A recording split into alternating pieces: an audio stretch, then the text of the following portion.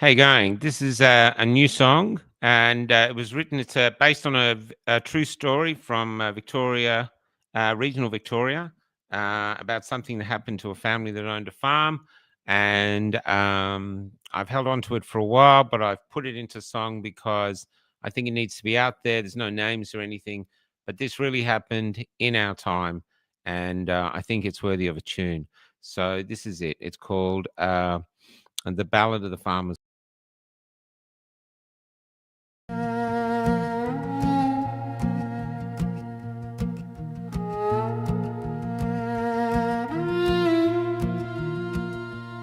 We were farmers near Castlemaine when COVID came and shut our whole town down.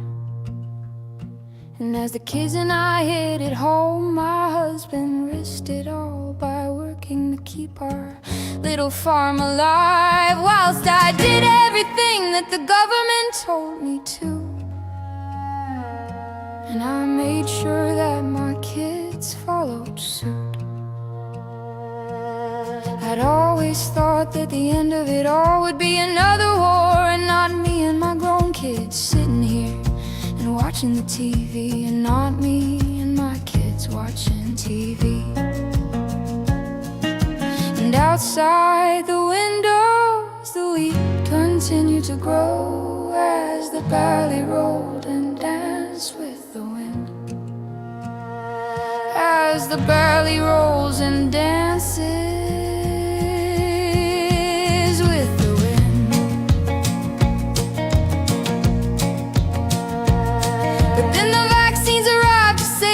all. So we lined up and rolled up our sleeves. We lined up and rolled up our sleeves. Gratefully, gratefully, gratefully, gratefully. On a Monday night, my daughter suddenly died when a blood clot burst inside her lungs. Then a few weeks later, my husband found my son on our kitchen floor. We found our son dead on our kitchen floor.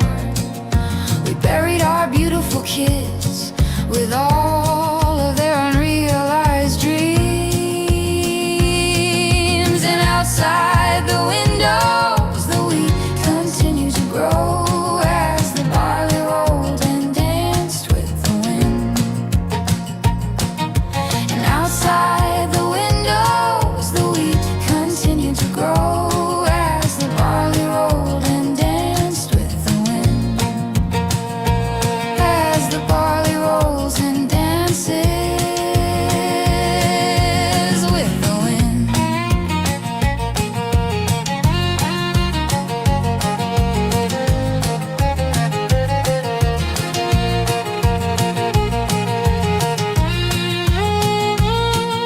And everyone knew what had happened, but no one would say. Together they were all as silent as the moon. And then COVID moved on, just like the flu. The only difference is that I was now alone. For my husband is gone now too. Our doctor told me that his heart that was so strong, it had seen him build this farm, had just suddenly given way. Had just suddenly given way. And outside the windows, the wheat continued to grow as the barley rolled and danced with the wind. And outside the windows, the wheat continued to grow as the barley rolled and danced with the wind. As the barley rolls and dances with the wind. So now I'm selling the farm, I mean, what else can I do? The fences need repairing and the harvest is long overdue. Plus I know the bank will come knocking soon. I know the bank will come knocking soon. And outside the windows, the wheat continues to grow as the barley rolls and dances with the wind.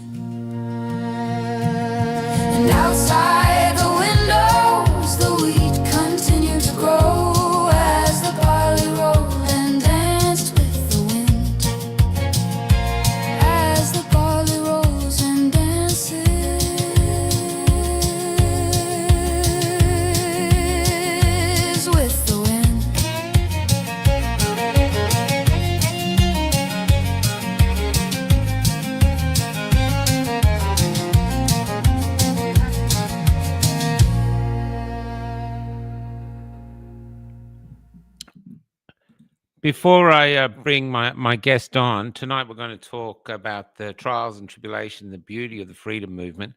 But I just want to say from my point, and he'll probably say the same, is that these are just my opinions. I'm not saying this pretending I'm any leader or anything like that. These are just my opinions of the last 5 years, what's gone wrong, what's gone right, and everything like that. So it's something that I want to talk about. Thanks, Randall. Anyway, my guest is someone I've been wanting to get on for ages. I had to hang up on him last time because I got sick, but we finally got him on. And this is Glenn Pearson. G'day, Glenn. How you going? Good on you, Michael. Thank you very much for having me. Pleasure. Thanks. No problem. Can you just tell us, if you can remember, what was your life like before COVID? Where were you? What were you doing? Before COVID, I was probably not in a great place. I was probably chasing my tail a lot.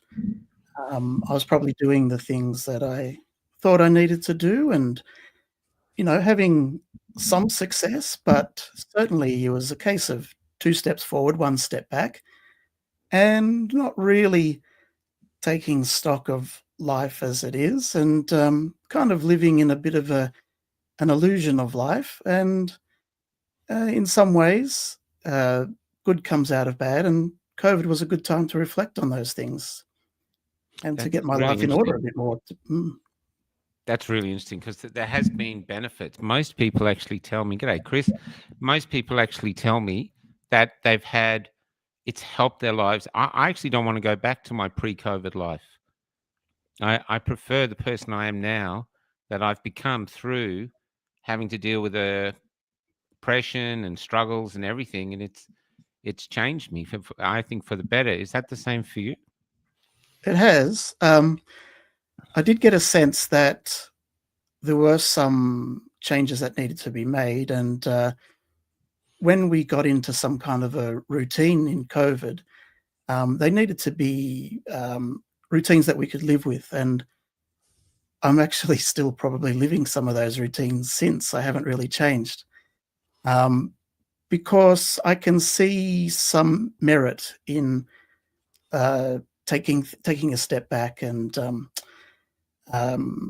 doing things in a different way, which that space allowed, because obviously we had to, there wasn't as much travel opportunity and other things. So, and it was also a kind of a culmination of a lot of years of confusion, in the sense that a lot of people became aware of certain things during COVID, which, as a person who has always been interested in what makes the world tick, I was a little bit concerned with how things were going, and that was part of the difficulties I was having in life. But now that there's many people that I can talk about these things with now, it's a much different situation, for good and bad. Let's start, because we're going to talk about the freedom movement, because basically what happened, COVID came in like a tsunami of darkness, really, and fear and propaganda. Fear, everything was meant to make us go, whoa, what's happening? But things happened within that where suddenly people stood up, and they didn't stand up as groups. A lot of us were just individuals, some in families where they were the only one that stood up, or other things like that. So let's start with you. When COVID came, when was it that you woke up, or were you aware from the start, or did something happen that made you go, hang on? And did something else happen that made you go, okay, I'm going to do something? I have been a trained educator, and also in finance and also in valuation. And look, I'm not a perfect person, but I've always taken my professional considerations seriously. And that involves kind of looking into the reasons why we have professional requirements. Now, they're not always obvious at first, but while you're doing a job, you start to realize why they are there for a reason, because they keep things on an even keel, or they can do justice for the customer, or they're required to provide that professional service, and in a way that's recognized as a proper methodology. So I guess during COVID, I found myself holding on to those skills and techniques and that kind of analytical methodologies, and really trying to push out the noise and stick to myself, who I didn't think was crazy, and really try to help others see through that kind of lens as well. Yeah. Hannah, how did you know you went crazy? What was the test you took? Because I know crazy people don't think they're crazy, but all of us must at some point think, am I crazy here? Because everybody's going this way and I just think it's insane. Was there any point where you sort of questioned your own sanity? Of course, yeah. And I had to reassure myself on many occasions, to the point where it wasn't. I felt, oh, this isn't fair, having to go to these lengths in order to keep myself in check, and to reassure myself that there should be, the greater powers are supposed to be taking care of those things for me. And here I am, kind of felt like we've been kind of open to the insanities of corporate world, in terms of their insatiability for profit and their ability to communicate propaganda to the masses. There was no filter. So that felt unfair. But were there times when I felt crazy? I felt, well, Okay, Christian. yeah, probably. But I can't remember, to be honest, how that particularly felt. But I know I was noticing things in people around me that I hadn't noticed before. And I felt, am I going to be crazy and say something? Gail. That was the test of what craziness really was. And I mean, I've said to people, now's not the time to be running down the street naked in the middle of the night, telling everybody that something bad's going on. But you do get that feeling sometimes. Okay, I just move on to the subject of the show, and from my perspective, so I'll just start with this. What I think the first really incredible thing the movement did was meet each other. And we met each other either at the stand in the park, or we met each other in marches. And suddenly we were marching and meeting, and just basically meeting each other, with the great meetup, of course, being the convoy to Canberra and the epic park, where we really met and sort of met people who we had this strange spiritual connection with. It was something different than I'd have experienced before. That's what it was like for me. What are your thoughts on that? Or was there something else you saw that was sort of the beginning of us? Yeah, look, I haven't been involved in a lot of protests or gatherings, because I've got a couple of young kids, and it's not necessarily. But I saw Canberra coming, and I was really thinking about that. And but at the end of it, I didn't end up going. But I had gone to a farmers' protest. I think, I can't remember when that was. It might have been early 2024. And I was a bit disappointed with the numbers there. But that was kind of the first time that I saw a few people that I still recognize, like Wade Northhausen was there, Craig Kelly was there, and there was the sense that there was a community building around. And so, but what's really been good for me during for the last few years has been meeting up regularly with a group of men online. Yes, that's correct. That's where I met you. Yeah. And that came about through Hoodie did a tour of Australia. Yeah. Graham Hood. And we met him. And well, when I say we, I think there was like 100 people from here, and filled out the local bowling club. And that was actually the first instance of getting together with other people. And yeah, we did some bonding sessions, like some early kind of bonding, where Hoodie asked men to stand up and to take some responsibility for what's going on. And really, that was the catalyst for the online group, and for other things as well. Yeah. Okay. Well, let's talk just about the marches. So, in 2024, the marches basically in Victoria, the biggest marches I think Victoria had seen were right up to the Kill the Bill, and then we were ignored, and then basically we'd had, I think there was talk that there was like 400,000, maybe 500,000. Basically, we filled Burke Street, and it was just so many numbers. It was just staggering, and ones before that were really big, but nothing. Dan Andrews just ignored us as though we were some petulant children. Then we went to Canberra, and we were at Canberra for this huge, huge gathering, and again we were ignored. And I actually wrote something to say I think that was their strategy. They knew there was going to be people standing up. And even though, like, I think they screwed up at the shrine where they shot us, because that inspired a lot of Australians to come to Canberra. That was like the catalyst, going, you're shooting people at the shrine. So they're making mistakes as well. But since Epic, the marches have all been going down. We did have a big one recently that was pretty big, but nothing like we've seen. And I wonder if that's because people go, well, we've done that and it did nothing. And they want to put their limited time and their energy, and if they're going to risk being arrested or risk being kicked out of society, they want to do it for something that they think is going to have more of an effect. They're my thoughts. But what are your thoughts on that?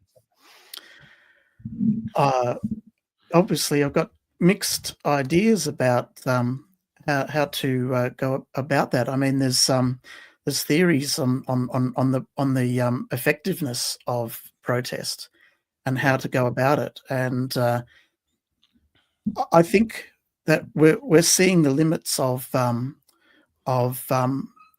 showing displeasure with people and asking them to do their job better.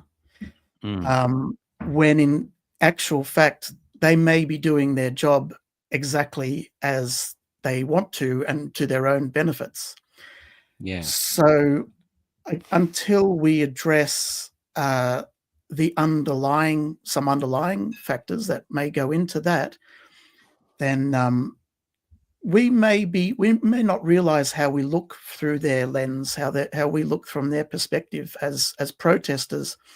We may be missing the mark, and that's potentially something that needs to be explored honestly, if that's to be the case, because I think there was a sense that we live in a commercial kind of consumer world, and our consumer choices matter. We've been told if enough of us like chocolate ice cream, then they're going to make more chocolate ice cream. And I think there was a sense that if we just said that we don't like this, then the market or whoever's doing what we want will change accordingly. And I think that's been a bit of a change in.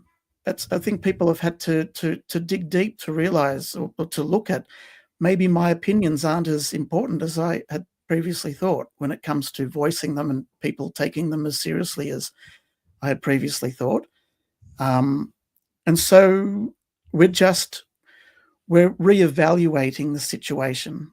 And look, I mean, it's not probably unsurprising, because when faced with a challenge, what would you normally honestly say is something that, how would you normally approach a challenge? I would say I'd probably try and find the least resistance or the easiest option first, and then we go from there. And then we're finding the water level, so to speak. And when that's found, then that can start to produce better results, I would think.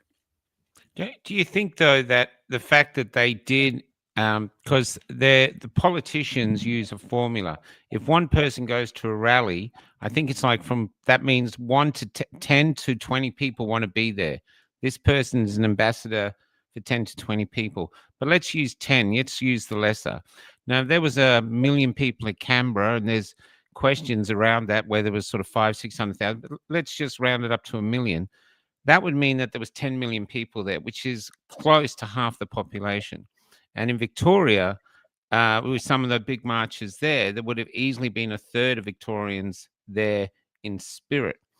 And I think what the marchers told us, with the way they ignored us, was that whatever was happening, the government was now serving someone else, and they weren't serving us.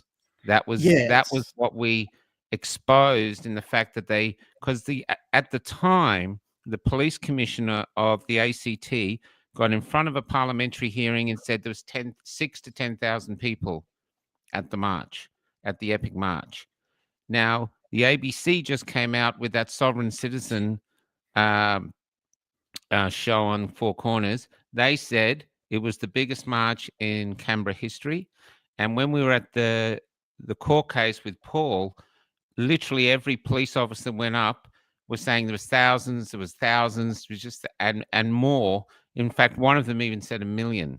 So it's clear that the police commissioner allegedly had the wrong numbers or something. So either he had the wrong numbers, or maybe, I don't know. But the thing is, that was not true. And what also they showed in Paul's case was the footage that the police had, which clearly showed a gazillion people. We'd never seen that footage before, but the police showed it to try arrest Paul and or convict Paul.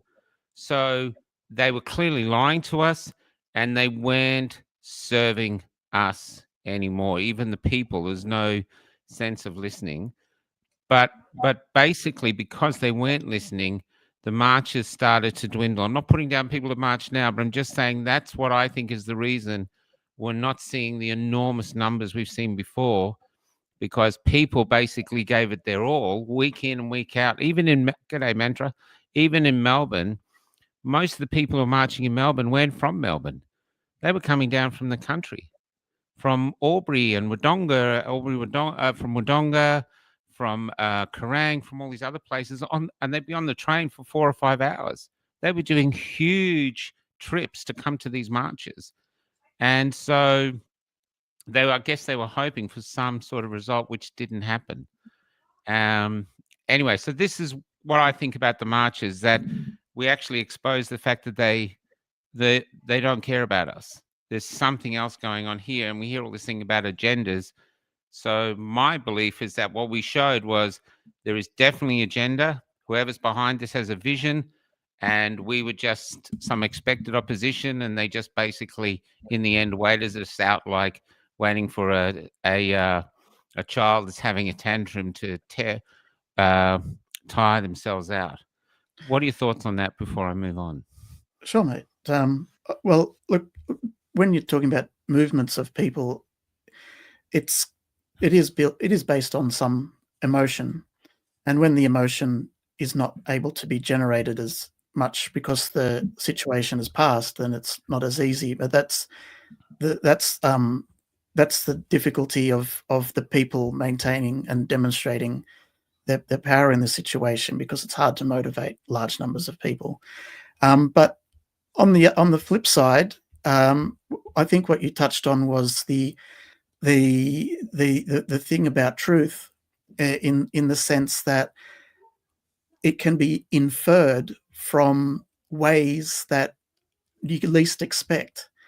So when you say that the police commissioner at the time deliberately undersold the numbers, then the question is why, and then whatever fits best in that situation. So we're left to kind of piece things together from alternative sources of information and make sense of it that way, which is the funny nature of truth. But I think the marches have not been in vain, because... Oh, I'm not saying they're in vain. I'm just trying to get exactly. the lessons that we've learned from them, you know? And the reason for that is because conflict has a big part to play in exposing truth. Just the fact that people are put on the spot and they have to make a choice of integrity to say there was this many people here, or they took the other option to try and cover up numbers, that starts to chip away at the narrative. Yeah. The other thing that the marches did, they gave birth to the independent media. This is where we first heard of Rukshan. Um, Cafe Lockdown was born during the marches. That was inspired Cafe Lockdown. Um, Hoodie came to prominence in Canberra. He was already prominent because of his rant about the planes and about when he quit the airplanes, when he quit Qantas, um, but this is what it was. Most of I know Topher had been around before, but Topher came to more prominence. Monica Smith, all of them really. And so the media was born, and the media was born. I think the independent media was born because the people who were at the marches and the people who were witnessing the marches could see extraordinary numbers. This was history marching down the streets of every capital city and most of the major towns, and the media were lying constantly. I was a few thousand there, 2,000, 3,000, when there was scores, maybe hundreds of thousands. And so we saw that the media was lying. And so that was the other benefit from the marches. But I'm not saying that they were in vain, but I'm trying to understand why they tapered out. And from my perspective, we weren't seeing any bang for our buck. The other beautiful thing, though, is like when we're in Canberra, I said this to one of the two police officers, because they were portraying us as like, oh, peaceful but rowdy. I said, if you had 1 million people there was not one shop looted, there was no cars burnt. And in fact, the only people who suffered any injuries were the protesters themselves. And that was the same in Melbourne. The only people who were brutalized were the protesters themselves. And so I think that's a beautiful thing. That speaks to the character of our movement, Yeah, I think Australians should be proud of themselves for the majority of the way that it did pan out. Yeah. And yeah, that's something to definitely take away from that time. Now, the next thing, I don't know if you've been involved in any of this, but the next big thing that's still been going on, but it's not as big anymore, but for a while it was crazy, was the court cases. I talked to Julian Gillespie recently. He's living in Port Hedland at the moment. And he told me he's basically moving away from the courts because he believes the courts are just corrupt, especially when it comes to COVID issues. We've had a few little wins, but he said basically they're doing things they shouldn't right the way up to the High Court. And so, what are your thoughts on all the court cases? Personally, I think it's essential that we did them in order to show, okay, that path is not going to be open to us. You know what I mean? It's cost a Yeah. lot of money. We've lost millions, and we really haven't achieved anything. So maybe we've got to look somewhere else. But what are your thoughts on the great court battles that we've had? It's not my specialty, but I would refer to the parable of the widow who keeps knocking until the lawyer's just gonna do their job to get rid of her, out of, But as far as the High Court goes, have you heard any update on Beverly Peirce case? No, I haven't. I'm following. I'm following Mai Lee. I mean, in Mai Lee, they're just lying so much. I mean, she found out now and said it on our show that the Health Commission gets the transcript done in Word and then changes it. They say they're just cleaning it up, but I mean, that should be everyone sacked and it should be a huge scandal. Nothing, you know what I mean? And the only success that I know we had, which stunned everybody, was William Bay's incredible win, and that was the greatest win I think we've had. The rest of there might be minor ones, but with some of the cops have got their jobs back and stuff like this, is minor ones, but the most significant one was William up against 2 barristers and 10 lawyers, and he won by himself.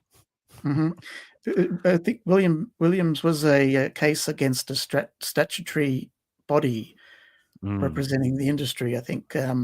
So they've been demonstrated to have overreached, and I think that's where Mai Lee's coming up against as well, in terms of her case. But what you've brought up is something that I think that we'd have to talk over a lengthy period of time and bring up a whole bunch of examples. But what you've brought up is the idea of what would be considered orthodox and what we're experiencing in terms of the unorthodoxy that is in the statutory bodies and government, etc.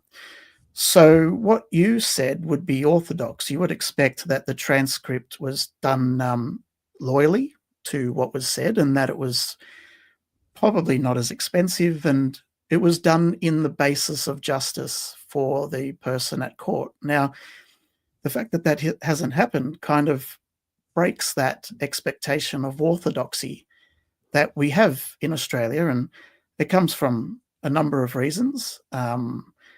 Basically from our history, our civilization, which that orthodoxy is the basis of civilization. And so we also have the history of cultural Christianity as well that would presume those things. And I think we've been living on assumptions that have been slowly eroding in terms of over time. And so here we are.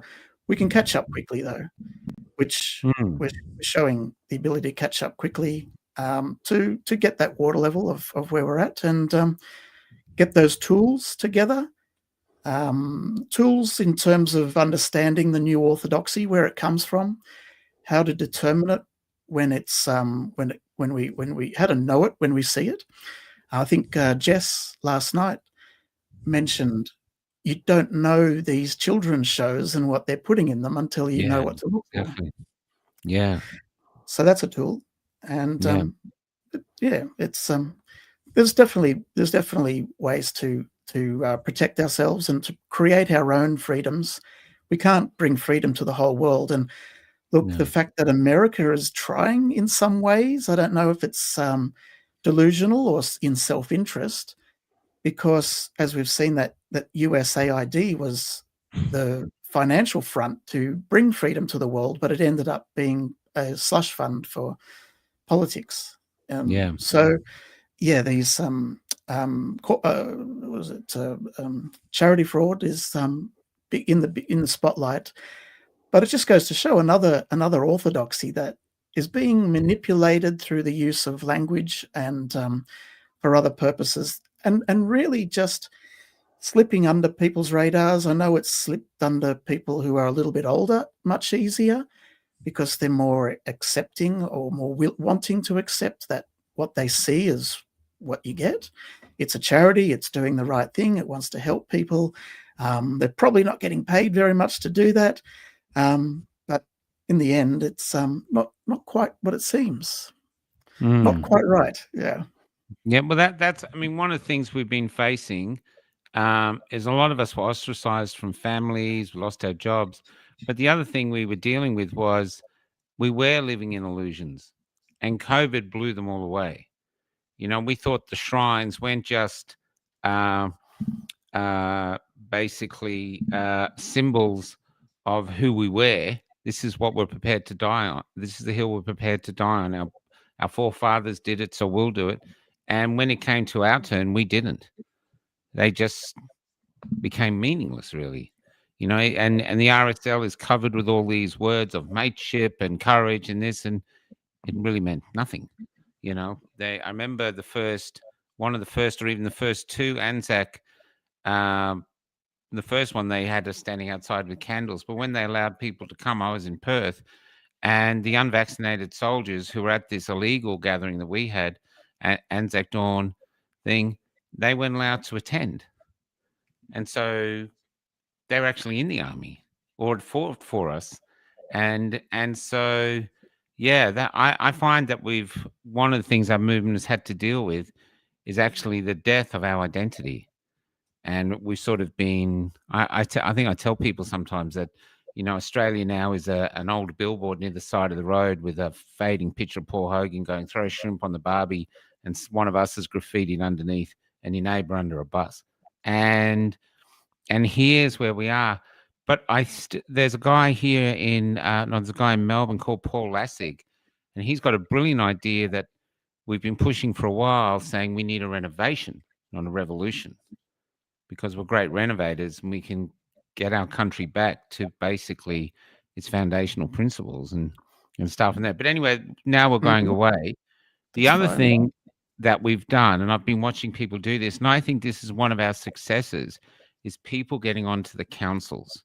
I know the Port Hedland Council got dismissed, but around Australia, every time they have a council election, more of us get on, and I think that has been a very clever strategic move. I don't know if it's done strategically; they're meant to do it, or they're just running for it. But I think that is a really great thing because it gets our voice into the parliament, even if it's at the base. What are your thoughts on that? Yeah, it seems that the council have been potentially an avenue for influence. So again, it's not something you would assume would be the orthodoxy that a council would be open to influence beyond its general local council area. But potentially that is the case, and in that sense, it seems like a very logical first and a doable way to make to start a grassroots movement against the influence, rather than trying to take to the I mean, I wouldn't know where to start at the High Court. But I know people, local people, and when you know them and you can speak to them face to face, online or in person is even better. That can make a big difference compared to trying to take on a big bureaucracy. So that's what we've got in our favor, is that human connection.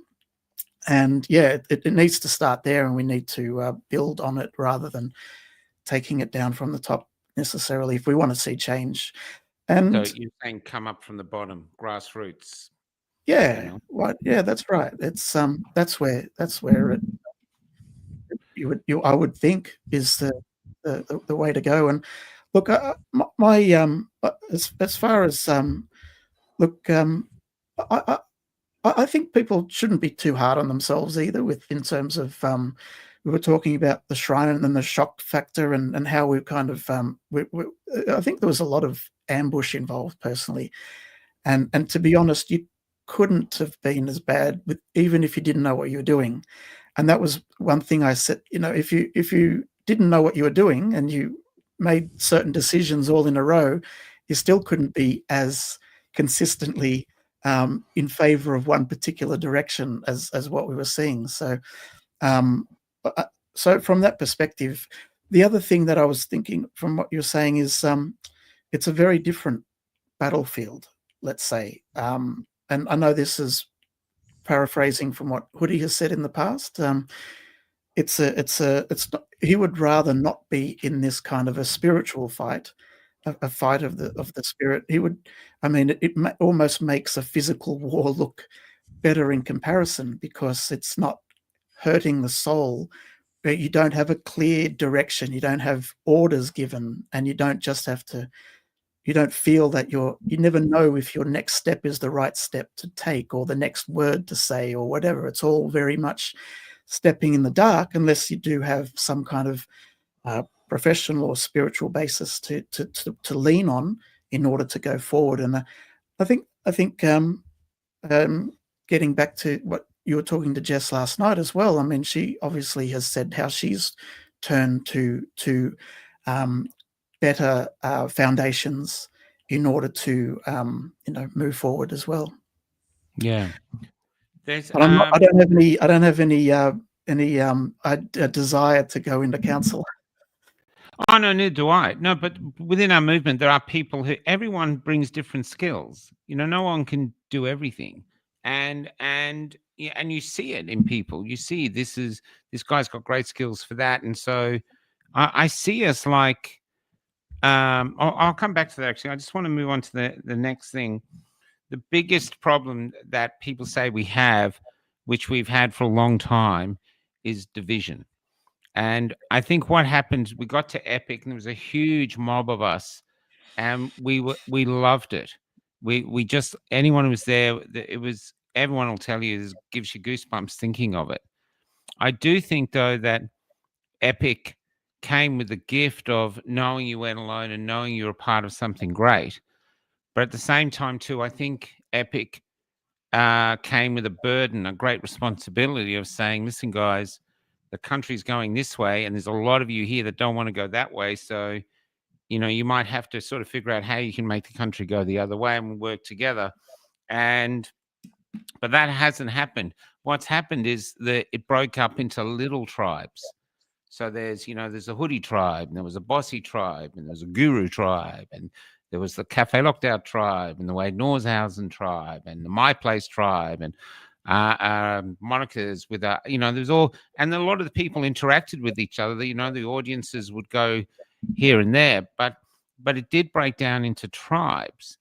But when it comes to division, I say this a lot because I think this is one of our issues, is there's a paradox at the core of us, is that the reason we didn't take the jab, or if we took the jab, we didn't take any more and we decided to join the movement, was because we're black sheep. And we have the fortitude to stand alone and say, no, I'm not doing that. I don't care if the tribe's doing that. I'm not going to comply. I don't feel like I want to do that. The trouble is, the reason we don't do the herds is we're black sheep. And that's, this is a problem we have because we don't like being told what to do. Now, someone just said egos, but sometimes I think it's not egos. It's we left a community really, or kicked out because they were sternly telling us what to do. Roll up your sleeves and take this, or we'll lose your job. You'll lose this. And we said, F you.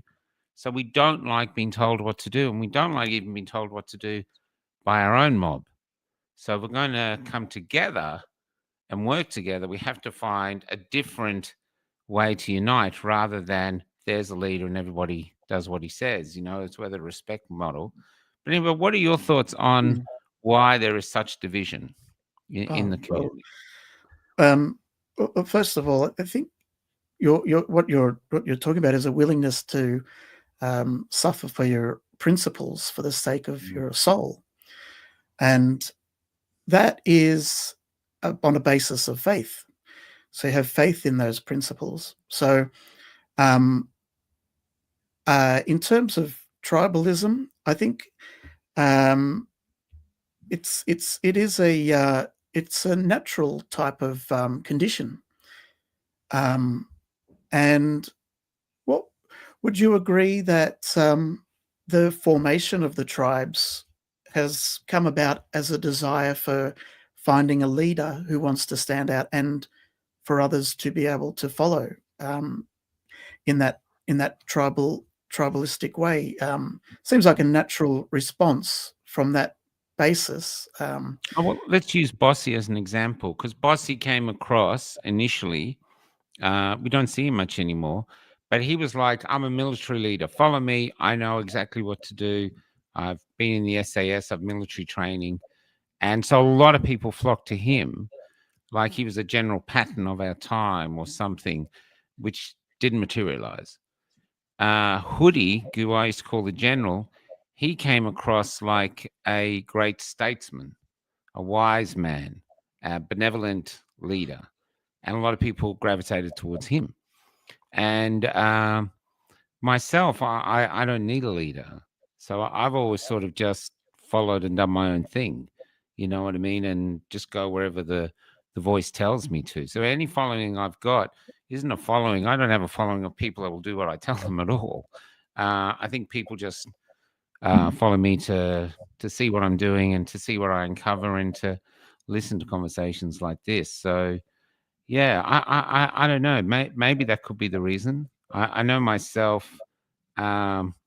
For a while, there was one guy I followed who was pretty strong, and I thought he was going to be a leader. And I thought, oh, okay, maybe this man has it. Men gravitate towards them. But then he was just too divisive. It was just like divide, divide, divide, divide. And I realized our numbers were so tiny, we could not we didn't have the resources to be further divided. We were constantly, our numbers were constantly shrinking, and whatever numbers we had to somehow remain together, even if it was Mhm. just on a respect level. So I sort of moved away from that, and I've just sort of been doing my own thing ever since. You know, I did think Damien was going to be the leader of the movement for ages because he had a great presence to him in the movement when we used to do the marches. Even the police used to follow him. Like we got arrested at the shrine together when we first met. They beat the living shit out of me, and they just led Damien away. Like, yeah, come, Damien, you come here. And they the crap out of us. So the police had he gave off an aura, and he had the height, and he was articulate, and he was incredibly brave man. So yeah, but and that might happen in the future. You know, who knows what? I don't know what's going to happen, but Mhm. that didn't occur. You know, Mhm. Mhm. and yeah, Well, yeah. I don't know. That's right. in that case, I guess we're talking about how we had big numbers of people marching and the numbers have dwindled. Doesn't say that they've disappeared. They may have just become disillusioned with some things, and Yeah, potentially some of those disillusionments could come about as differences of opinion or misunderstandings of the direction or the desire for what people want. And I guess I just throw back to you, if you don't mind, in terms of sure. when I say freedom, what does that mean to you? Freedom for me is the ability for me to live my life my way as long as I don't hurt anybody else. To think the thoughts I want to think, to travel, uh, to choose for myself how I live, and especially to choose what goes into my body and not the government telling me what goes into my body. But I think the other great freedom that I have, that I think is the greatest freedom, is freedom of speech. And I really believe that freedom of speech is the only weapon we have against tyranny, which is why, in a way, like they're getting us to saying we're going to digital ID to care for the kids, they kind of want us to hand it over. Here, take it to protect the kids. Because if you hand it over, say I gave something to you, I said, look here, I want you to have my mobile phone. I can't really suddenly start a fight to go, hey, you give my phone back. You go, well, you just gave it to me, mate. Yeah, and that was what was done in the sense that that agreement was assumed based on the take up, even though the take up was under coercion. That's not an orthodox assumption Yeah. to make on it in terms of agreement, which was done um, almost with the intent of predetermined outcome in terms of looking for that agreement to kind of give it some legitimacy at the Mm, highest levels. mm. That is not orthodox type of evidence of market acceptance. So I would just say that. But in terms of, so we're looking at a different type of freedom, but we're looking at a different type of authority as well. When you talk about market authority, you're talking about people willingly engaging in buying and selling of goods and services, and they know what the other person, what they're buying, they know what's doing, they have knowledge of those things, and that's considered even in the courts to be the standard for what a market transaction is, and to kind of turn something that's very grey and dubious and give it the tick of approval on that basis of an authority is, I think it was a predetermined desire for an outcome. But my particular, what I was getting at in terms of asking you what freedom was, Oh, again, could I add to that? yeah, The yeah, go other for it. great freedom I think that we did have in Australia was you didn't used to lose your job because you had an opinion. You know, I worked in jobs where you worked with people who had all manner of crazy ideas, and you just lived with it. You know what I mean? Oh, that's crazy, Mark. He thinks we were all genetically modified apes, or there's someone else banging on about Port Arthur or someone, and no one got sacked for it. You do now, but you didn't then.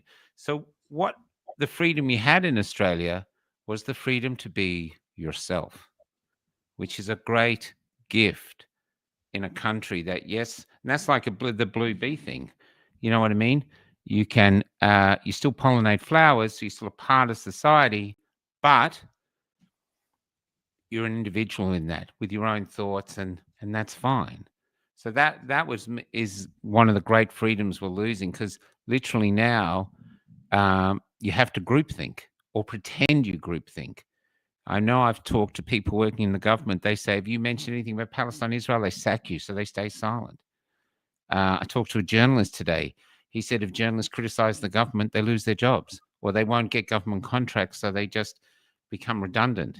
So in order to try keep their jobs, keep their houses, the one thing they're sacrificing is themselves. Look, it depends on the power of labor. We're talking about different time when perhaps people at different levels of employment or had different, leverage, so to speak, and maybe those times have changed, and perhaps people who make these decisions in human resources are overplaying their hand, and perhaps they're unintentionally missing out on a lot of skill and knowledge by insisting on such draconian types of obedience to politically correctness. So I think they also need to consider whether they're doing themselves a disservice. And I think we're seeing some change in the US on that front, where, for whether you like him or not, Trump is reducing that in the ways he can in the military, that kind of influence, and reducing the money that's going towards supporting that type of political action that has seemed to crop up in the workplace. And look, it's okay if they think that there's money to be made out of it, but I think a lot of the money's pulling out on the most extreme. We may have hit what people are calling peak woke. So we may be over. I love peak it. woke, Peak yeah. woke. Yeah. But what I wanted to say is perhaps one of the things that I think people are disillusioned about in terms of the freedom movement would be the possibility that they think that it means that we don't want or like authority. And I think it needs to be kind of spelt out and actually said what freedom means in terms of relationship to authority. Now, personally, I believe in authority, but I believe in authority as the one that is what I would consider orthodox authority. And you can say, well, what is orthodox? I mean, you can look at what has been the case over history, what people just naturally expect, and you also have authority from Christian authority and things like that. So those things go together to create a sense of what the sense of hierarchy needs to be, because we do naturally create hierarchies as human people. We create hierarchies. A hierarchy can last for a day. Yeah. Yeah. So if you've got a job to do, it can naturally create a hierarchy, and then that can be finished up.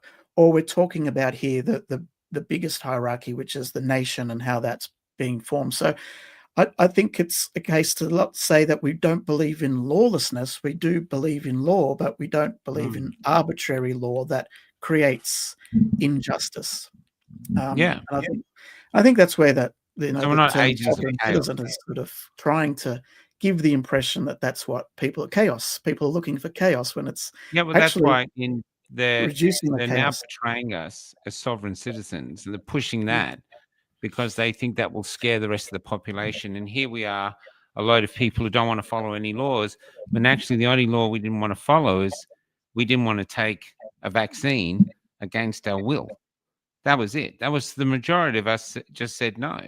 And for the first time in our existence, that meant, okay, you're thrown out of society. Dan Andrews said it very clearly. If you're not getting vaccinated, paraphrasing, you're out of society, and that's what's get a lot of people to do it. And so that was still my fundamental thing. Other things through, but I follow road rules. I pay my taxes. I've had all these people saying I'm tax bludger and I'm not. I've never been on the dole. Well, I was when I was a young kid, but this whole time I've found a way to fund what we're doing. We're always trying to keep funding what we're doing because we enjoy what we're doing. Well, hopefully it's of some importance. But I follow the road rules. Yeah, man, I have no issue with that. But there are rules, and then there are draconian rules. And what I see is, as I live on the road, I see cameras everywhere. I see, and you get a sense that somehow a cage is being built around you. We hear all these things about 15-minute cities and everything like that. And I take everything with a grain of salt. Maybe it's real, maybe it's not. But, digital ID, I see China. And so now I'm sort of in a way of going, well, I'm not ever going to take the vaccine. But now I sense that we're heading somewhere that is too authoritarian. So, because trouble that word. But I don't think it's a place that's conducive to the natural soul of what Australians used to be. And it's probably not conducive to civilization. Yeah, that's And right. we sense that, and it's not in our interest to not have, particularly if you're just an average person. You need that protection of the nation bringing justice, because that's our best protection. Yeah. Truth and justice is really our best protection. It's not, weapons or whatever. That's what we have. And if we're seeing a bit of insanity going on from the top, coming down, because it's not. I don't see it coming from the bottom up. I think I see the insanity coming from the top down. Yeah. So that means it's it means that our things that give us protection are in jeopardy, and those are the orthodoxies. Like, for example, we saw with doctors, the first thing that people should have thought was, what happened to medical privacy? Where did that go? Yeah. Why are doctors just being thrown out for not following the laws? I mean, that should have been a red flag, but it seemed to really not really get any response. It was No. very it was putting seeds on some very soggy ground, and it didn't really catch on how important those principles are. Yes. So I guess people who have had difficulty in their lives, who have understood that when you're at the bottom, you do rely on the justice in society to not so you don't get just steamrolled by someone, because you have intrinsic value as a person. And so that's what you end up relying on. And so, yeah, I guess when we're talking about freedom, again, it's an interesting to think that people talk about natural rights and where they come from. So we've got the freedom to choose based on our willingly choosing one way or the other. That's been, that we're in that position in our life. That is if you believe in God, then that's our sole purpose for being here, is to willingly choose to live the will of God rather than to live our own will. So that willingness to choose comes from love, so that we can share in that glory. So you take that away, and really, what have we got? Yeah, that's right. There's an interesting that made me think. I used to say early on, I haven't said this for a long time, but I used to tell people when they asked me about freedom, I said, I think we have three core freedoms, and one of them is a goal, and it might be a goal from God. But the first freedom is freedom of choice, which came under attack. Basically, they removed it and people gave in. And the next one is freedom of speech. And I think the parents to another freedom. So if you use freedom of speech and freedom of choice to explore who you are and be your own architect of your own future, you can, if you persevere, find out who you are. the best version of you. And the fact is, you have that. You have a choice. You can go this way and become a killer or a drug addict or whatever you want to do. But if you persevere and become the best version of you, I think the most remarkable thing is that you are there to be discovered by yourself, which I think is a gift from something far greater than us. And one of the missions of that. And then once you find yourself, then you can start um, doing what you need, what you're meant to be doing on the planet. And I believe we are sent here for a purpose. I've met so many people who come up to me, even Jess last night. She wants a purpose in her life, and more than monetary. I think we've been convinced over the last, say, 30, 40 years that the purpose in our life is to buy bricked up air and fill it full of stuff, and that's it. And then go 60 or 70, get a caravan, drive around Australia, see you later. Or I actually think there are far more profound things to discover about yourself and that you're sent here to do. Number one being just helping each other. The people I really gravitate towards are the carers and we have a lot of them in Australia. And yeah, anyway, now I'm ranting. But So it is a great irony, isn't it, where you lose yourself to find yourself. yeah, And it's g'day, Ron. when people are in some people would see freedom as the right to do what you naturally want to do, and the laws are there to then hem you in and say, oh, you can't do that. And so you're playing a game of bumper ball where you just say, okay, there's the rules, and I'll try and get away with what I want because apparently that's what makes me the happiest. And if I come up against it, well, I'll see how far I can push it. Otherwise, that's how you do things. And that's not going to, as you said, to find who you the best person you are, because you really want to be wanting the ball to be down the middle, rather than trying to bump off the rules that society try to hem people in, not to be a cause of concern to society. But unfortunately, we've got corporations who are acting like unreconstructed children, Yeah. who want to do whatever they want, and they say, well, I can do that if it makes more money, then that's okay, and I'll just do until the government or society tells me that that's not allowed. Now, that's all well and good until you basically bribe or blackmail or whatever way to take away that regulation, and therefore it's, well, I'm still doing what they tell me to do, but knowing that they're not actually doing their job properly anymore. So it's a real game, isn't it? Yeah. Well, what they did then is they created a corporation. The corporation is a standalone psychopathic organism, legal organism that just wants to make money. That's it. It just has to make money regardless. But it's populated with good people, but good people who are following the rules of this thing they've created. So that's why you hear of companies in Australia, but America's the best, where I think DuPont, where they're poisoning a town, apparently, according to the films, allegedly, and they know if they get caught, they'll get a huge fine. But by the time they get the huge fine, they've already made far more profit. So the profit will cover the fine, and they're still in profit.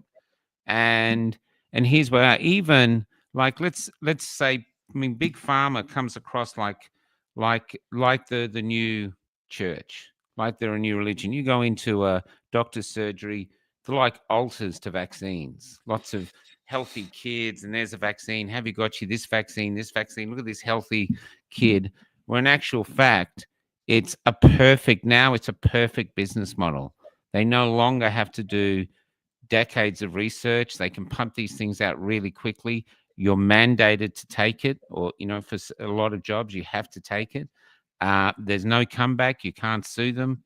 So basically they're untouchable, and they've wrapped that, and I've said this before, in this false dogma that there's some miraculous thing, and then basically gift wrap it with a thing that says miracle. but miracle product. But the only one it's a miracle product for is the manufacturers, because they're making so much money. And here we are with all these injured kids, autistic kids.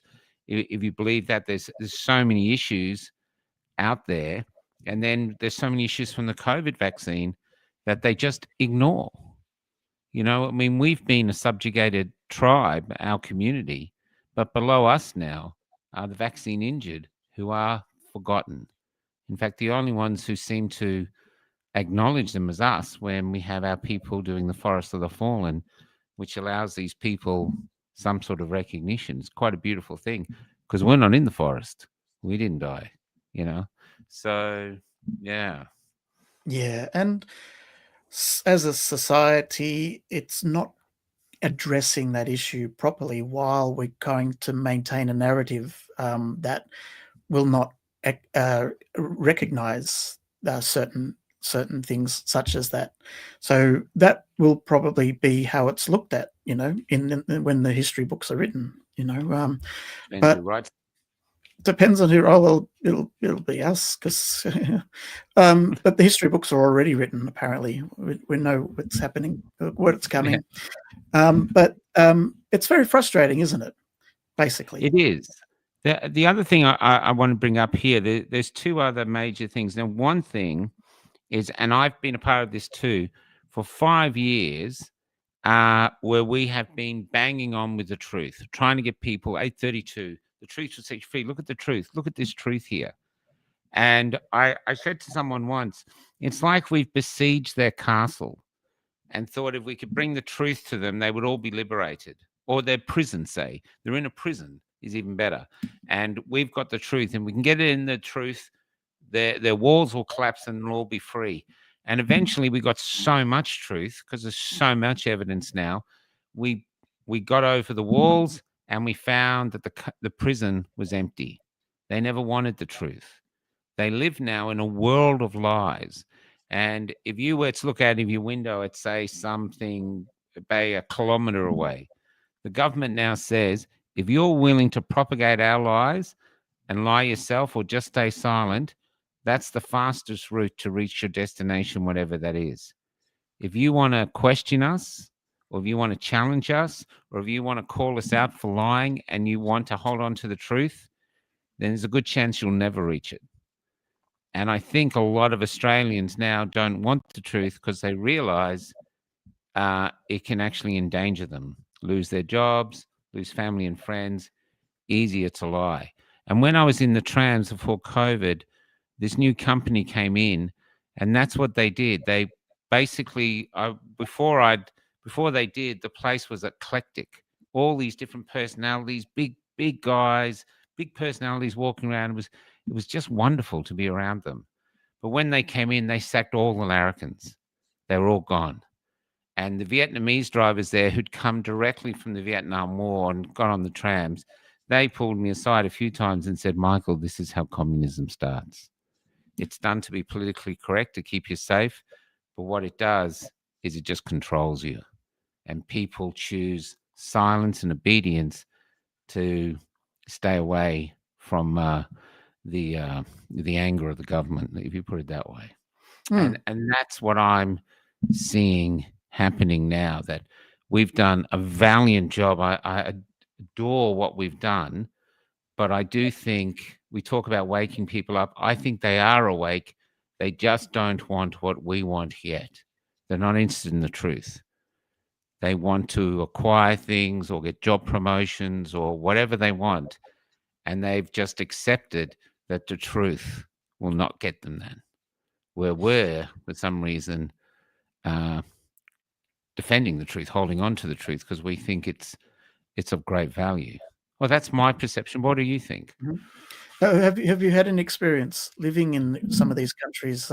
It was really I really empathized with some of the people that were from Eastern Europe over the years, and they're saying, "Look, this is just, we know exactly what this is," and they were some of the most outspoken people at the time, and absolutely, because it can be a very soul crushing experience. That and they obviously were vehemently against it. Because it's attacking, your masculinity, your sense of dignity. Yeah. These are the spiritual things that we're not used to fighting on. And really, I'm not surprised, to be honest, that people are not match fit when it comes to something that's been brewing for a long time, but came out of nowhere at the same time. So maybe we're not giving the time frame. We're not calling the time frame properly to how things are going to pan out. Things will pan out as they pan out. Yeah. And so, yeah, I think we just, if you're going to accept the truth, we also have to accept the truth of where people are really at, rather than being frustrated with whatever that truth is. It is what it is in that sense too. So there's opportunities when you recognize where those things are. I mean, the amount of people that might be willing to get involved on a different level, on some educational level, or perhaps some kind of different levels rather than protesting levels. There's those potentials as well. I guess we've got to get into the head of a person who's feeling that way. And my experience personally, it's not so much the censorship from the government that's the problem, and although that is a problem, it's how people become very skillful at believing the lies, and they almost find a way to make it make sense, and they move on. But then again, life is so busy. I mean, it's not so hard to kind of just go, "Oh, yep, that's right, I'd take that." And even if you get that uneasy feeling, to the point where I think that the gaslighting or the political correctness that doesn't quite make sense, if we look back, there's been a lot of it, and we didn't even Oh, realize it. I mean, tons. I'm just thinking the moon landings. I can't Oh, believe yeah. that I never even bothered to look at it. I'm like, "Oh my gosh." It's just one of those things that I wasn't don't know. important. Joe Rogan says that. He says 1 minute he was happy, and then COVID came along, and now he doesn't know if we landed on the moon or not. I don't know. I really don't know. Do you? No, Are you? Have you come to a final decision on whether we did it or not? I can't think that we did, because it doesn't make sense to say that we went there and we've lost all the ability to do it since. Yeah, we've lost the That file. that that NASA lost the file on how to get to the moon. that mental gymnastics, like we talk about mental health issues, it's that gymnastics that people are going through that's causing the mental health problems. Yeah, And we'd save ourselves a lot of money. We see, economics is not about making as much money as you can. It's doing the most that you can with limited resources. yeah, Now, if you go, it's about not wasting things. It's about working together the best way to get the most out of the things without having to waste them. So, without laboring the point, if we're going to have be sold lies, and then we have to fix up the mental situation by throwing money at the situation afterwards. It's just the waste that gets me the most in these situations. That's what frustrates me because, like I live on the smell of an oily rag, and I don't know how any other way to live. I'm not. It's just how I've been brought. And to be honest, like if you look back, there's only a couple of generations. People didn't have anything. I know I'm kind of probably, no, that's came true. out of That's true. the slums of Sydney, but, um, you know, people had dignity, Yeah, and, but that was the difference. And that's yeah, why you had people who just, they came from poverty, but they didn't care because they had dignity. And so it yeah. seems that it's, it's harder for the rich man to get into heaven because you suddenly start to be concerned more with your material possessions. Hmm. And, Well, I think that's what's happened here with us. There's going back to what you said about the Eastern Bloc. I've talked to so many really long, in-depth interviews and conversations with people from the Eastern Bloc, There's a lot of Polish people in Melbourne that I'm very fond of. Romanians and Hungarians, they've taught me a lot, and they've told me about what it was like there. The most profound interview I did was with this young woman who was living in Romania. Her father had been arrested for trying to escape, and he was in prison. And she told me that she had to go to school with a happy face as though nothing was wrong. And her mum had to go to work with a happy face as though nothing was wrong. They didn't tell anybody. And then they'd come home, they'd lock the door, and they'd cry all night. And then they'd have to go out again. They just couldn't see. You just could not show your public face to the world. And I interviewed another woman who was living in Hong Kong, Chinese run Hong Kong. And she said she feels like she's dying because she just can't show who she is to the world. You just cannot do it in the Chinese system. So you have to act, which makes you like Anne Frank, except I say this a lot, except the cellar isn't in your roof, the cellar is in your soul, and you live in there. And so this is where I fear that we're going. And this is why I fight so hard to stop it. But I just want to get back to division for a sec. I do think that as a movement now, we have to realize that there's a good chance that since this is so well orchestrated, whatever's happening, from the vaccine passports to even someone said the other night, all those plastic shields, they all turned up in one day. Suddenly one day there's all these plastic shields. Who manufactured them so quickly? We did the maths of how long it would take to create that many ampules of the vaccine. They couldn't do it in 1 year. So had they prepared them well before? So, there's a lot of preparation went in for what has happened to us. Basically, a well-orchestrated propaganda machine and everything else that came with it. And we organically stood up. We weren't even united, and we managed to stop it. That's the beauty of what we did. But I do think that I've lost my train of thought. Division. With the division is that there could be infiltrators amongst us. There's an article you can read on the Einstein website called "From Dictatorship to Democracy" by some guy called Gene somebody. Anyway, I've read it twice now. It's free to download. And he says this is what's happened. They will infiltrate you. And one way to find the infiltrators is to look for anyone who pushes division. Because if you're in a group that is so small, you need each other and you're spiritually connected. What would someone gain by striving to divide us? What's the end goal? What I mean? When we've got so many real enemies to face, we don't have enemies. So I think this is us becoming savvy enough to realize, okay, what is it here? And maybe getting some fundamental rules or a code of ethics to the movement that we go, this is our code, which I don't know how we do that, like getting a big group of people together and talking and going, this is what we do. I don't know. But I think a lot of the division is caused by people actively denying us. On CLO, we have a policy that we literally stick to from the beginning, is that we don't put other freedom people down online.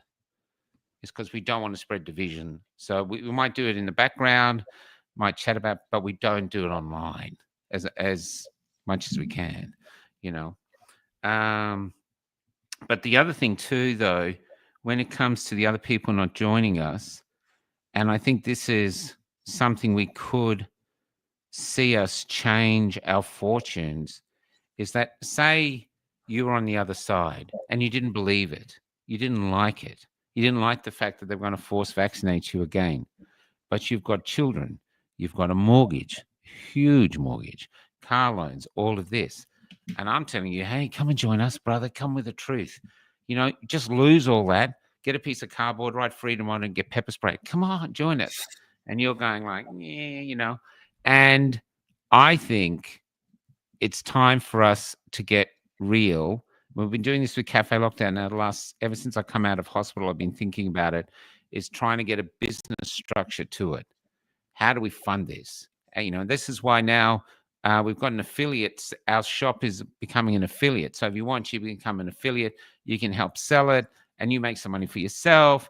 Other people get some product, and we get some money coming in, so that we can actually start helping our podcasters, these frontline podcasters, make money.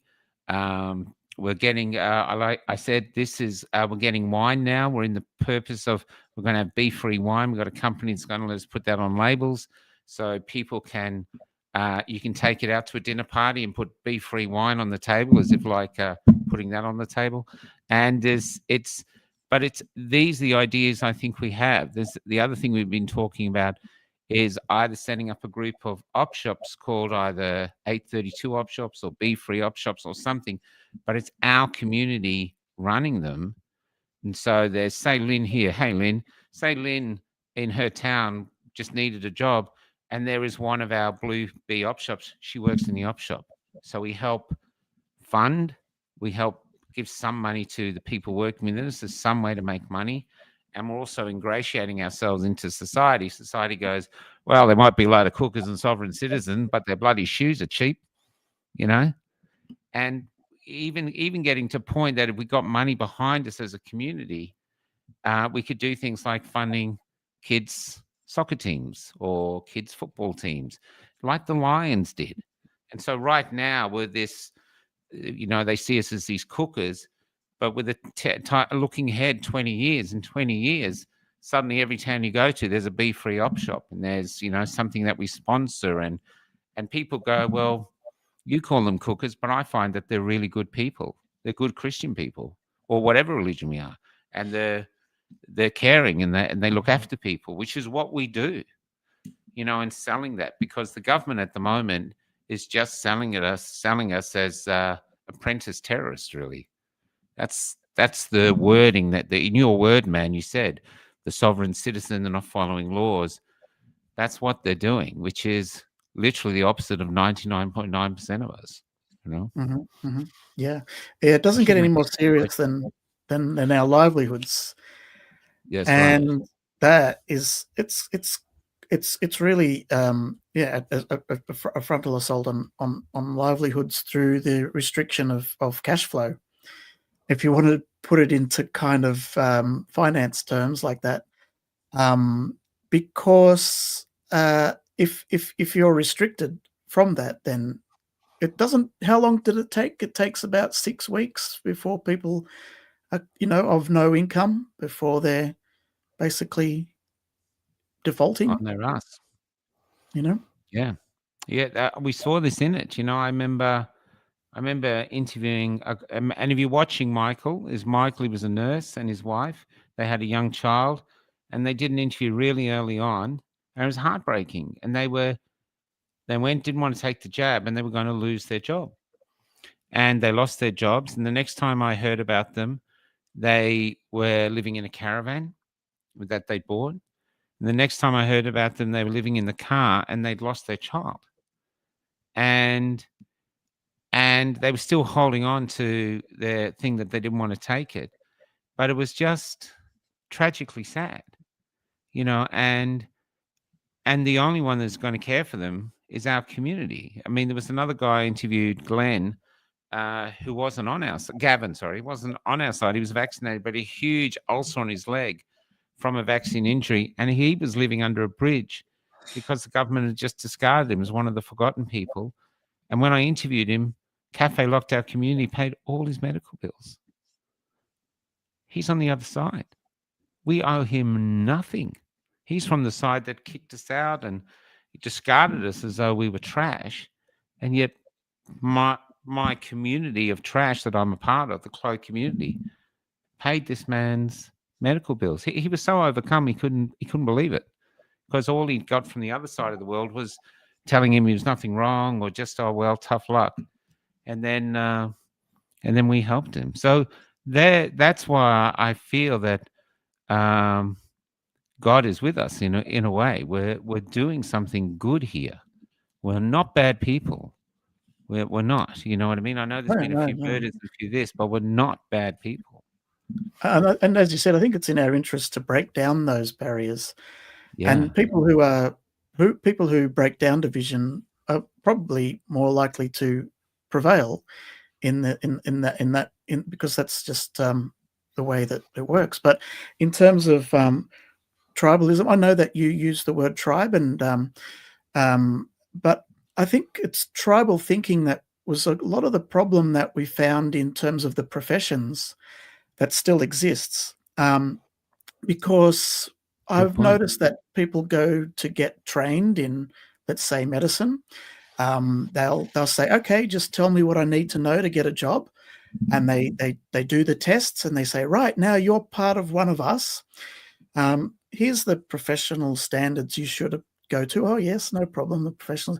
And so then what we've seen is people adhering to those things that they've been taught as if it was part of their tribal responsibilities, and they're sticking up for them even in the face of evidence to the contrary. That when I think of tribal thinking, that's where I think it can have a negative aspect, where it closes you off to other truth. So, I know where you're coming from, Michael. Oh, that was the pure blood. I remember a lot of people wearing pure blood for a while. You don't see it as much anymore. I remember at the time thinking we can't have that. I actually Mm, used to tell people you can't have that because what we're doing is telling people you can't join us. We're a select group, and you'll never get over that border because you're vaccinated. So you'll never join us. Where I actually fact that was detrimental because we need more numbers, and we need the vaccinated as well. Where we need all the numbers we can to change things so that we do head to somewhere that is more conducive to humanity and humanity's soul than the way we're being taken. a and Um, and so just to expand on your point there, I think what we've realized is a lot of us have been thinking in the abstract. And I know that when I did my degrees that a lot of it's in the abstract, and you kind of make models and you have to deny reality to some point in order to kind of be a part of that tribe if you're learning economics or you're learning medicine. Um, but getting away from the abstract thinking, if we can do that for a second, and to think about why having a country where justice is possible, what is the main motivation for people to want to be part of first? You can think of it being part of a country, but then we're talking about building numbers within the being in terms of what you call the freedom movement. Then what is the main basis for people to want to join these groups? And people, if you think in the abstract, it might be to some people might say to display their personal preferences, or it might be this, or I'm just what I want to. I know where I want to get, but I just wanted to give it to you to see where you might be thinking, and if you're thinking the same way I am in terms of what I think why people join groups. Uh, well, I've never really been a member of any group. I've never been someone that did groups, even in school. I didn't do scouts or anything. I've always been a bit of a loner, to be honest, which is the black sheep thing. This is the biggest group I've ever been a part of in my life, and I love it, even though it has a lot of issues. Um, I joined it because I needed it, because it gave me sanity when there was a hurricane of insanity racing around me. Every time I met another person like myself, or who literally was on the same wavelength, um, I didn't feel alone. I felt there was hope. Even that's why interviewing Jess last night just filled my hope tanks. I thought I'm the generation. I'm on the way out, and here's this 22-year-old warrior who is going to be very hard for society to corrupt because they've already tried, they've failed, and she is who she is. And so I had skills as a theater producer working with nothing. We had to put on plays, but we were always figuring out how to do something for less because less was all we had. And so those skills were very were basically of worth in the movement. I think the first thing I did where I thought, wow, this works, was when I got that violinist, Markian, to play the national anthem without us singing it. Did you ever see that? I did. Yeah, that was me producing that, and there was the Yep. producer in me could see it. Like we're in the middle, we get everyone to hold on their phones, and we'll have this moment. So there was things like that that I just had a knack for, that I'd learned through years of trying to put on plays with nothing, and so I found a community where I could have worth because I had skills that could help them. And then I remember, I don't know if he's watching, but I have a friend, Forsh, who was in the movement. And there was one day where the march, for some reason, they couldn't figure out who was leading the march, and it looked on the verge of crumbling.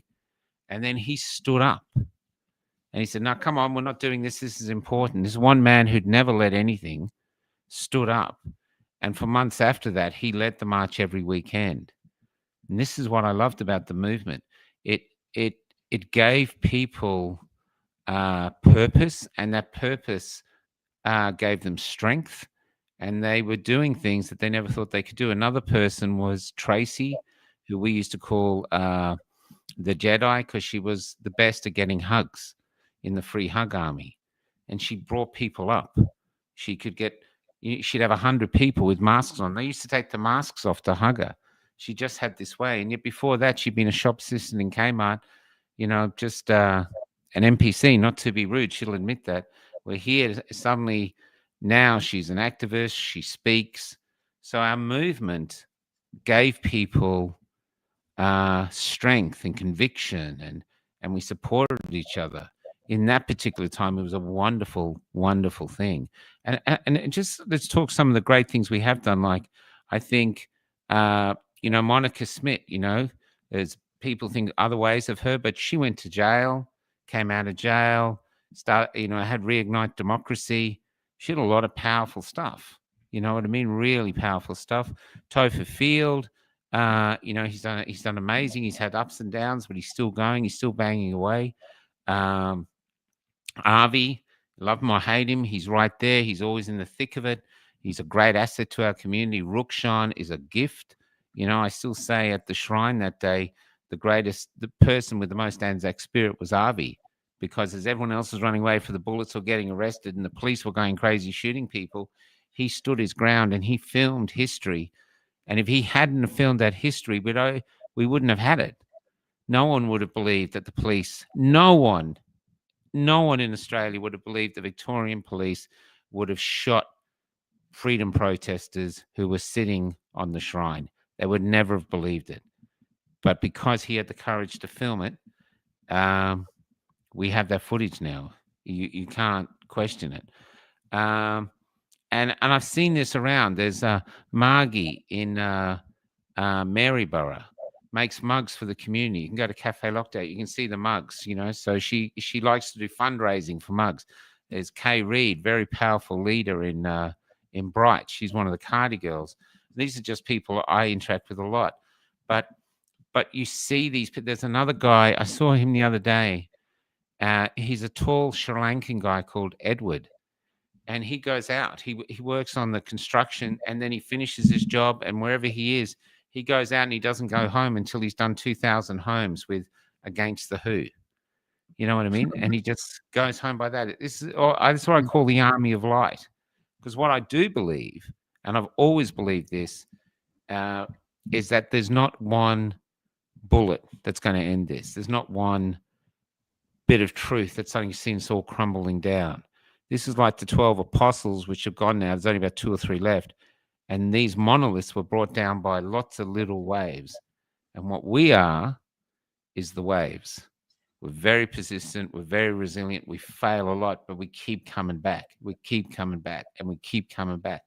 And I feel that if we never quit and continue doing it, but at the same time refine what we're doing, hold a mirror up to ourselves and go, what's working? What's not? Why is it not working? Can we fix it? Is there anything else we can try? That we can actually achieve a result. And this is why I also think division might be good, Because say you were the supreme leader of the freedom movement. Say we went, Brother Pearson, tell us what to do. You're the leader. And you set up a hierarchy, and down the bottom, someone like Jess comes along with a brilliant idea. But because we've got this rigid hierarchy, her idea is going to find it very hard to get to the top. Where at the moment, if we're all divided in these little tribes and we're all trying to climb the mountain, if we're all trying to climb it different ways, then if you are not the leader and you have a great idea, you might only need one or two people to join you and you head off. Forest of the Fallen did that. There's other ideas that have worked. Adrian, with his councils in Port Hedland, even though he's been sacked, the councils now are challenging the government about DNA. And I think this is because all these different, like a grass, like whack-a-mole, all these different people are doing things. It's very, very, very hard to control, like a brush fire. So that's why I'm not always worried that division is such a bad thing at the moment. No, I and rant, man. You just shut me up. I just fucking rant. ideally, within a hierarchy, we're all in the service of others. Mm. And I think there's an element of a desire for protection as well. Not necessarily physical, but also that spiritual and mental. As you said, you felt things were crazy, and when you got together with other people who could speak sense and point out the flaws in what's happening, you go, yeah, that feels so. The truth is relaxing. That's how you know it's the truth. When you're tense and you're nervous, you just go, well, I think of all the the lessons in the Bible and the stories and all that, people get wrapped up in all that, but the main theme that runs through is do not fear. Fear And is from the that, virus. the Courage rest is of it tells you the reasons why that's the case. Mm. So that's your reset. Do not fear, and anything is possible then. But if we're able to show that we're rational, reasonable, logical, responsible, people will be drawn to that presence. Do you know what I might end with this? Do you know what I loved about Epic, I think, and the marches as well, is we were loud and proud. Look at us. We're in this march. We've got our banners. We don't like what's happening, and we're not aggressive, but we're willing to stand our ground and say we don't like it. But you could see us. And at Epic, you could really see us. They didn't want to see us. That's why they lied about our numbers. And it was But perfect for the now, time. yeah, but now, as you go around town to town, there might be people out there who are on our side, but because we, like I say this all the time, but I say it all the time because it's true. I was watching an Uber when I'm in Sydney. It was pretty hot yesterday, and I saw an Uber driver on his bicycle with a turban on, and I thought that must be stinking hot, and yet he wears it because he's proud that he's a Sikh. So he puts up with the discomfort. He puts up with people calling him towelhead, whatever, because he's proud of who he is. The Amish are the same. Even the woke are doing it. I know we've reached peak woke, but the woke walk down with their rainbow-colored hair and I believe a man can give birth, and I've got the rainbow hair to show it. We blend into society, which actually communicates to the world that we're not actually proud of who we are, or we're very scared of being seen by the others that we are who we are. So we stay quiet. Like one thing, Rosemary Marshall was telling me that she's finding it harder and harder to get people to interview at the Forest of the Fallen. They're more scared to.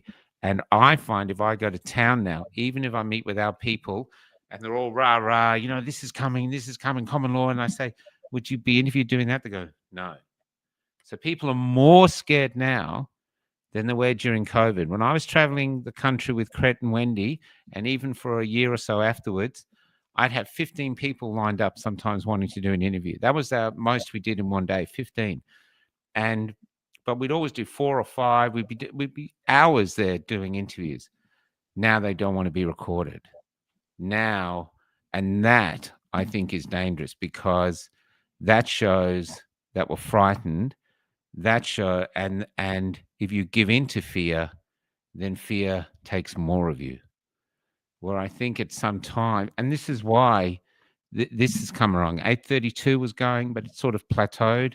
We're hoping that this people put it on their, have you got the link for this, Cal? She's sitting there chatting away. So but it's, whether it's stickers, whether it's, we got it on caps. And that's only one thing. If someone else comes out with a better idea, I'd love it. If someone came out with some fashion we could wear, I don't know, the hippies had tie-dye and it worked. I'm not saying we should wear tie-dye, but the hippies, whether you love them or hate them, they basically conquered a decade with fashion, philosophy, and people still wear their, look, this is probably some, they still wear their uniforms today, So it's these are the things I think that we have to do. I would love to be walking down a street and see someone proudly wearing something, and then I can go, wow, beep, beep, beep, beep, hey, and that would give you a sense that you're not alone. And I think the more that would do it, the more of us would be proud of who we are. And the reason I think we should be proud is because I think we're beautiful. We stood up to darkness. We became light. In our groups, we glow. When we're in little communities, we glow. I've been to so many groups. In Perth, I remember there's a guy over I there. think what you're referring to is critical thinkers. Yeah. I was in I just finished on this. I was in this group, and I've been to loads of these groups, but this night it really hit me. He's just got a normal suburban house in the back streets of Perth, and we're in this open air shed, and there was a judge there, a federal court judge, I think. There was people there who pushed trolleys. There was carpenters. There was unemployed people. There were single mums. All these people who would not normally meet because of social norms were sitting there chatting like crazy, getting on like a house on fire, and not talking about the weather or footy, but about what it means to be human. What are we going to do? And I thought, this has never happened before in my life. And I'm a part of this, and it's beautiful. It really is beautiful. And I wish we could market that beauty. I think if we could and be proud of it, I think there's so many lonely people out there, so many people who feel disenfranchised, who feel lost, who literally go through their life with suicide sitting in the back seat waiting to go, can we leave yet? That I think they need what we have.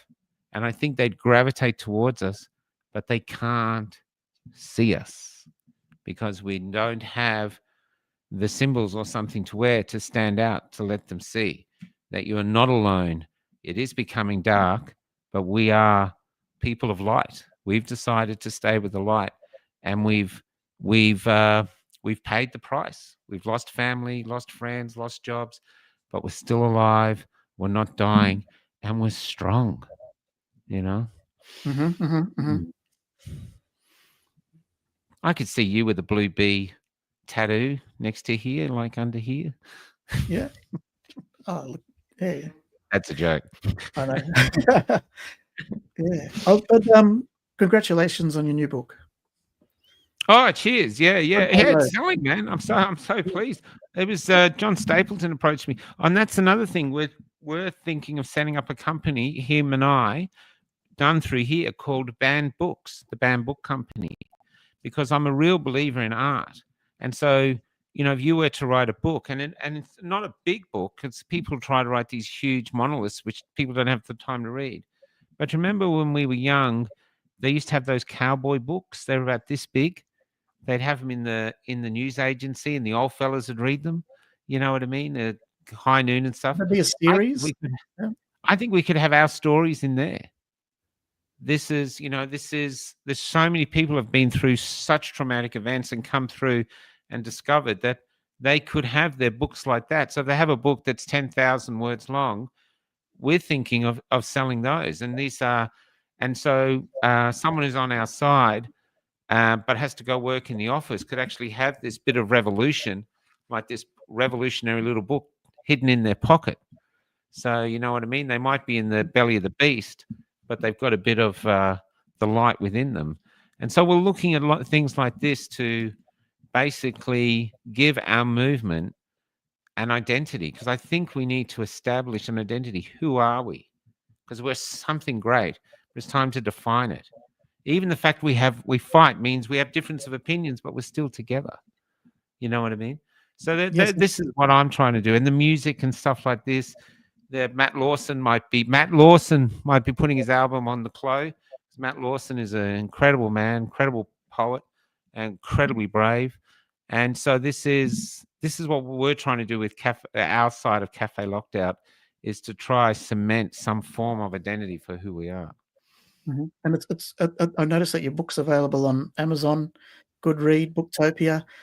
You've got a better chance of getting into the libraries because it's. Yep. And we were saying before the show, what does victory look like? I think victory looks like when our stories are taken for granted. Yeah. Do you know what victory is to me?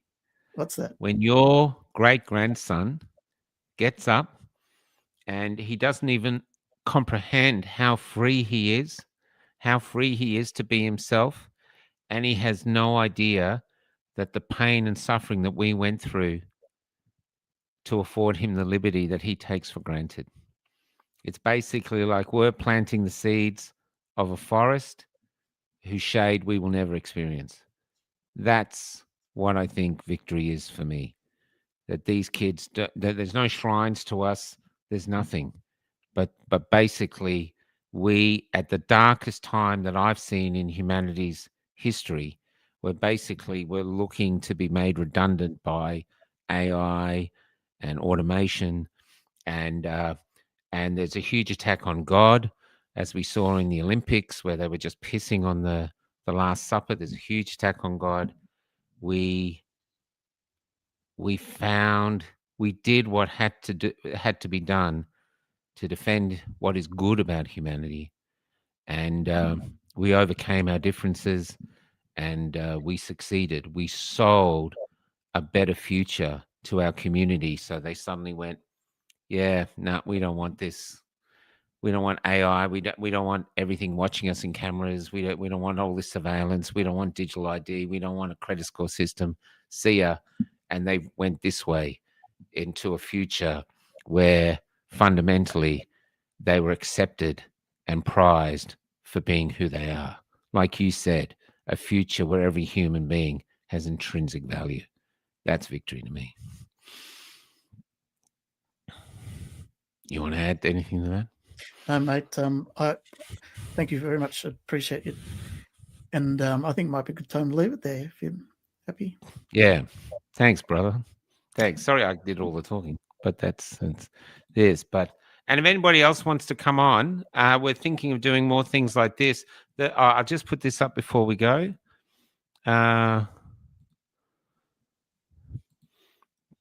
Is it coming up? There it is. So this is coming up. This is the 40-hour meta famine, November 14, 15, 16. So this was thought up by Robin from Courage is the Cure. And basically, we're going to do 40 hours in 4 10-hour slots. Malik's coming on, the White Rabbit, Hoodie and Lada. We've reached out to a lot of people overseas. The High Wire is getting back to us. They said they're very interested, so we might have some big guests on. We're getting a lot of Canadians on. We're going to get a lot of English people on. And what we want to try to raise awareness about digital ID, and not basically, maybe we shouldn't go that way, whether we do or not.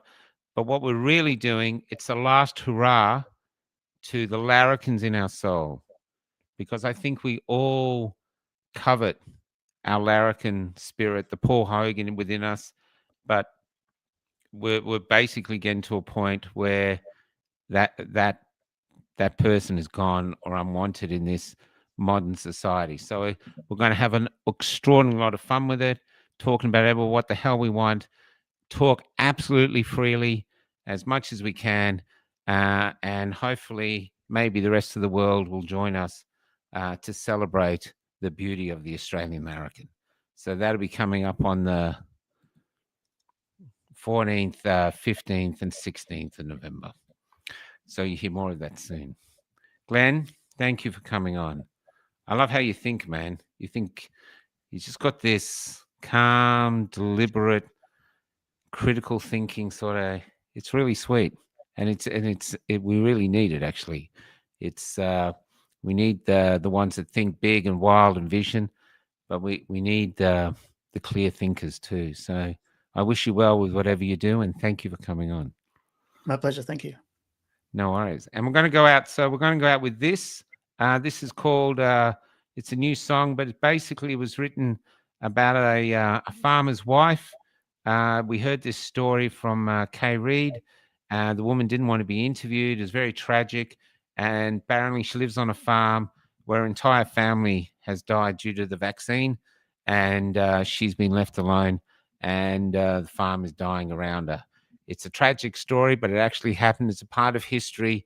And so this is like trying to keep that little bit of history alive, but through song. So this is a ballad to the farmer's wife. God bless, Glenn. Thank you so much for putting up with me. Take care.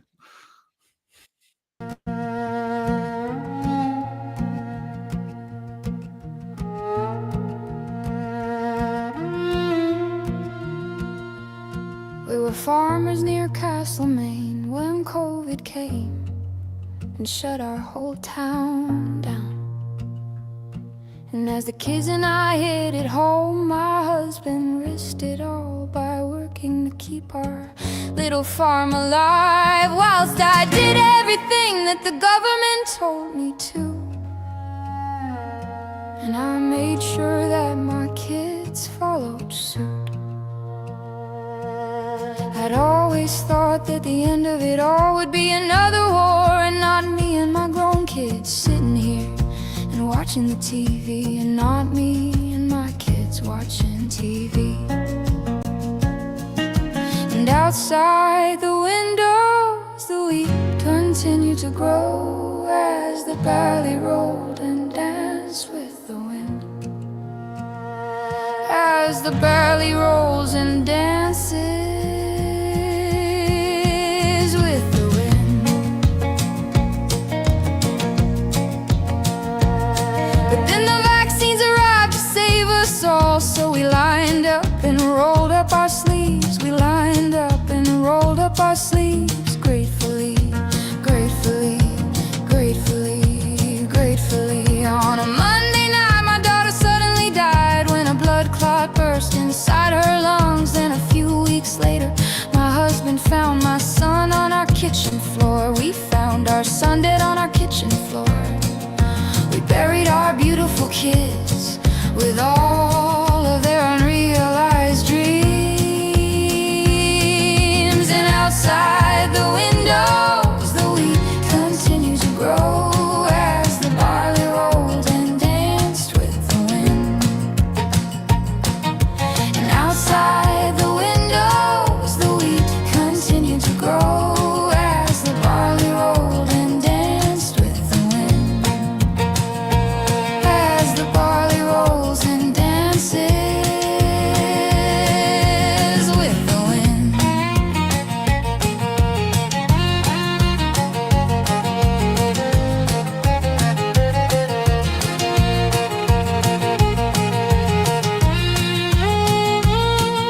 And everyone knew what had happened, but no one would say. Together they were all as silent as the moon. And then COVID moved on, just like the flu. The only difference is that I was now alone. For my husband is gone now too. Our doctor told me that his heart that was so strong, it had seen him build this farm, had just suddenly given way, had just suddenly given way. And outside the windows, the wheat continued to grow as the barley rolled and danced with the wind. And outside the windows, the wheat continued to grow as the barley rolled and danced with the wind. As the barley rolls and dances